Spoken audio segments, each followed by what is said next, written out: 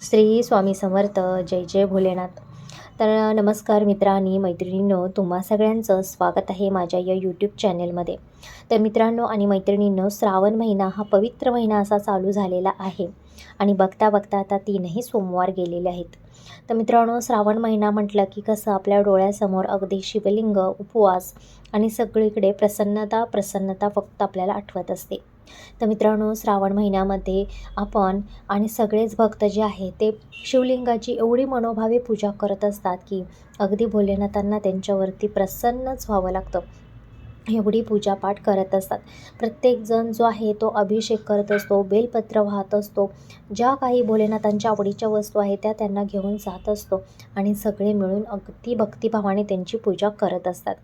प्रत्येक जे सोमवारी सांगितलेले उपाय असतात ते देखील करत असतात. पण मित्रांनो, असा एक खास उपाय मी तुमच्यासाठी घेऊन आलेले आहे की एका झाडाखाली तुम्हाला शेवटच्या सोमवारी हा आहे तो दिवा लावायचा आहे. आणि हे दिवा लावण्याची योग्य पद्धत काय आहे, किती वाजता हा दिवा लावायचा आहे, कोणी लावायचा आहे, हे सविस्तर मी तुम्हाला पुढे सांगणार आहे. पण त्याचा फायदा असा होणार आहे की तुमच्या जीवनामध्ये अचानक तुम्हाला धनप्राप्ती होऊ शकते. कारण की असा चमत्कारिक जो दिवा आहे तो तुम्हाला शेवटच्या सोमवारी एका झाडाखाली तुम्हाला लावायचा आहे मित्रांनो. मित्रांनो, आपण तर जाणताच की देवांचे देव महादेव हे एवढे सगळ्या देवांचे देव मानले जातात आणि ह्यांची जेव्हा कृपा आपल्यावरती होत असते ना, तेव्हा आपल्या जीवनामध्ये दरिद्रता आपल्याला कुठे शोधूनसुद्धा सापडणार नाही. आपल्या कुंडलीतील सारे ग्रहदोष मिटत असतात. आपलं जीवन अगदी सुखी समाधानी होत असतात. आणि त्याचसाठी मित्रांनो, आपल्याला महादेवांची पूजा ही यथाशक्तीने करायचं आहे. जेवढं जमेल तेवढी महादेवांची आपल्याला पूजा करायची आहे. पण तुम्ही उपवास केला नाही तरी चालेल किंवा एखादा तुम्ही पूजा मनोभावे करायला तुमच्याकडे टाईम नसेल तरी केला नाही तरी चालेल. पण या एका झाडाखाली या शेवटच्या दिवशी जर तुम्ही दीप प्रज्वलन केला तर तुमची हर एक मनोकामना ही स्वयं भगवान भोलेनाथ पूर्ण करणार आहेत. कारण की एवढं सामर्थ्य त्या झाडामध्ये आहे आणि ते झाड जे आहे ते आपल्या सगळ्यांच्या परिचयाचं आहे. तर मित्रांनो, तुम्हाला जर खरंच पैशासंबंधीच्या खूप अडचणी सतावत असतील तर तुम्हाला हा जो काही उपाय आहे तो करणं खूप महत्त्वाचं आहे. मित्रांनो, तुमच्या घरामध्ये जर दरिद्रतेने पाय पसरलेले असतील किंवा माता लक्ष्मी तुमच्यावरती रागवलेली असेल, पैसा येतो कधी आणि जातो कधी हे तुम्हाला देखील समजत नाही. घरामध्ये एवढी दरिद्रता आलेली आहे की घरामध्ये आज पैसा आला किंवा आज पगार आला तर तो संध्याकाळी उद्या सकाळपर्यंत पूर्ण पैसे संपलेले असतात. घरामध्ये खायला अन्न नाही किंवा एक एक रुपयासुद्धा तुम्हाला शोधावा लागतो महिन्याच्या एंडिंगला. अशी परिस्थिती जेव्हा उद्भवते ना, तेव्हा समजून जा की माता लक्ष्मी ही तुमच्यावरती कुठेतरी रागवलेली आहे किंवा कोणीतरी तुमच्या माता लक्ष्मीवरती तुमच्या काळी जादू केलेली आहे. तुमच्या येणाऱ्या घरात जो पैसा आहे तुमच्या, तो दुसरीकडे कुठेतरी जात आहे. त्यासाठीच तुम्हाला शेवटचा सोमवार हा खास आणि अत्यंत महत्त्वाचा सोमवार आहे. या दिवशी तुम्हाला हा उपाय जो आहे तो आवर्जून मित्रांनो तुम्हाला करायचा आहे. मित्रांनो, आपल्या घरामध्ये लक्ष्मीचा वास राहावा, भगवान भोलेनाथांची कृपा राहावी, माता लक्ष्मीचा आशीर्वाद राहावा आणि अष्टलक्ष्मी जी आहे ते आपल्या घरामध्ये कायमस्वरूपी स्थिर होण्यासाठी हा उपाय आहे.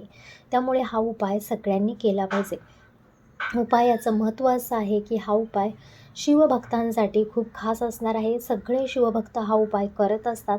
तर तुम्ही जरी हा उपाय कधी केला नसेल तर नक्की करून बघा. तुमच्यासुद्धा जीवनामध्ये ह्याचा दुपटीने चौपटीने आणि खूप चांगला परिणाम तुम्हाला बघायला मिळू शकतो मित्रांनो, तुम्हाला काय करायचं आहे, शेवटचा सोमवार आहे, खूप खास असतो शेवटचा सोमवार आणि या दिवशी नेहमीप्रमाणेच भगवान भोलेनाथांची पूजा अर्चना तुम्हाला करायची आहे. भगवान भोलेनाथांना अभिषेक वगैरे सगळं नित्याची कामं झाल्यानंतर तुम्हाला तिन्ही सांजेच्या वेळेला हा दिवा प्रज्वलित करायचा आहे मित्रांनो, अगदी सोपी पद्धत आहे. तुम्हाला जास्त खर्च काहीही नाही आहे.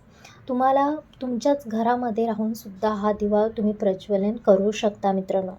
त्यासाठी तुम्हाला काय करायचं आहे की तुमच्या घरातील जी काही नित्याची देवपूजा वगैरे तिन्ही सांजेच्या वेळेला झाल्यानंतर तुम्हाला 5 ते 7 या वेळेमध्येच हा उपाय तुम्हाला करायचा आहे.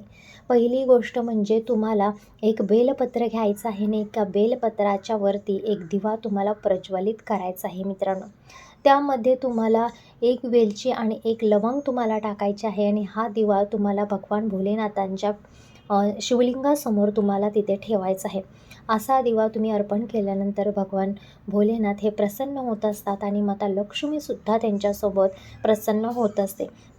आणि त्यामुळे शिव आणि शक्ती या दोघांची कृपा, शिव म्हणजे भोलेनाथ आणि शक्ती म्हणजे माता लक्ष्मी, या दोघांची कृपा ही तुमच्यावरती होत असते आणि तुमची सगळ्या कर्जातून मुक्तता होत असते. तुमच्या घरात आलेल्या संकटांपासून तुमची मुक्त होत असते किंवा तुमच्या घरी पैसा टिकत नसेल, ज्या काही समस्या आहेत तुमच्या, तिथे तुम्हाला ते तुमचं मनोकामना आहे ती मागायची आहे मित्रांनो. दुसरा असा उपाय आहे तो म्हणजे तुम्हाला की तिन्ही सांजेच्या वेळेला जिथं बेलपत्राचं झाड आहे त्या बेलपत्राच्या झाडाखाली तुम्हाला जायचं आहे आणि त्या झाडाखाली तुम्हाला असा दिवा प्रज्वलित करायचा आहे. दिवा प्रज्वलित करण्याचं टायमिंग हे संध्याकाळचंच असावं मित्रांनो. प्रदोषकाळी तुम्ही जेव्हा हा उपाय करता तेव्हा भगवान भोलेनाथ हे प्रसन्न मुद्रेमध्ये तेव्हा असतात आणि आपण कोणतीही भगवान भोलेनाथांची जी काही पूजा असते ती प्रदोष काळामध्ये केल्यानंतर आपल्याला त्याचं चांगलं फळ हे मिळत असतं. त्यामुळे जेवढी शक्य होईल तेवढी तुम्हाला 5 ते 7 या वेळेमध्ये हा उपाय तुम्हाला करायचा आहे. जाताना फक्त एक तुपाचा दिवा तुम्हाला घ्यायचा आहे किंवा शुद्ध मोहरीच्या तेलाचा दिवा नेला तरीही चालेल आणि तुम्हाला एक कापसाची वात न्यायची आहे. फक्त एवढंच न्यायचं आहे आणि तुम्हाला हा दिवा जो आहे तो बेलपत्राच्या झाडाखाली तुम्हाला अर्पण करायचा आहे मित्रांनो. बेलपत्राचं झाड हे आपल्याला सगळेच जाणतात की बेलपत्राचं झाड हे किती महत्त्वाचं आहे ते. बेलपत्राच्या झाडाखाली दिवा लावल्याने भगवान शंकरांचा आशीर्वाद आपल्याला मिळत असतो, अशी धार्मिक श्रद्धा आहे. यामुळे घरात सुख समृद्धी येते आणि नकारात्मक ऊर्जा जी आहे ती आपल्या घरापासून दूर राहत असते. शिवपूजेमध्ये सुद्धा बेलपत्राला खूप विशेष असं महत्त्व आहे. शिवलिंगावर बेलपत्र अर्पण केल्याशिवाय ती पूजा मान्य किंवा गृहीत धरलीच जात नाही, असं एका धार्मिक ग्रंथामध्ये सांगितलेलं आहे. ज्या ठिकाणी बेलपत्राचे झाड घरात सुखशांती येण्यासाठी आपल्याला बेलपत्राच्या झाडाखाली दिवा लावल्याने घरात सुखशांती येते असं सांगितलं आहे. संध्याकाळी 5 ते 7च्या दरम्यान हा दिवा लावणे शुभ मानले जाते. बेलपत्राच्या झाडाखाली दिवा लावताना तेथे फूल, कुंकू, प्रसाद इत्यादी गोष्टी देखील अर्पण तुम्हाला करायच्या असतात. शिवरात्रीच्या दिवशी सुद्धा आपल्याला बेलपत्राच्या झाडाखाली असा दिवा लावणं आपल्याला विशेष फलदायी ठरत असतो. तर मित्रांनो, ही सेवा जी आहे ती तुम्हाला शेवटच्या सोमवारी करायची आहे आणि भगवान भोलेनाथांच्या अतिशय प्रिय म्हणजे बेलपत्र त्या झाडाखाली जर तुम्ही दिवा लावला तर त्या झाडाखाली माता लक्ष्मीचा सुद्धा वास असतो आणि भगवान भोलेनाथांचा सुद्धा म्हणजे शक्ती आणि शिव या दोघांचा तिथं वास असतो. त्यामुळे आपल्या घरामध्ये एक सकारात्मक ऊर्जा निर्माण होत असते आणि आपल्या अंगातील जी नकारात्मकता ऊर्जा आहे ती बाहेर निघून जात असते. तर मित्रांनो, तुम्ही ह्या गोष्टी फक्त विश्वास ठेवून आणि श्रद्धेने केल्या तर तुम्हाला याचा दुपटीने तिपटीने हा फायदा होत असतो मित्रांनो.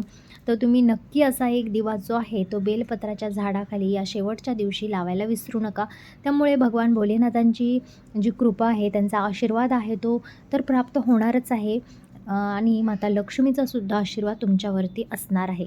तर तुमची हर एक मनोकामना पूर्ण होण्यासाठी मी भगवान भोलेनाथांच्याकडे प्रार्थना करते. तुम्हाला जर व्हिडिओ आवडला असेल तर कमेंट करा, लाईक करा, सबस्क्राईब करा. कमेंट बॉक्समध्ये जय भोलेनाथ लिहायला विसरू नका. धन्यवाद.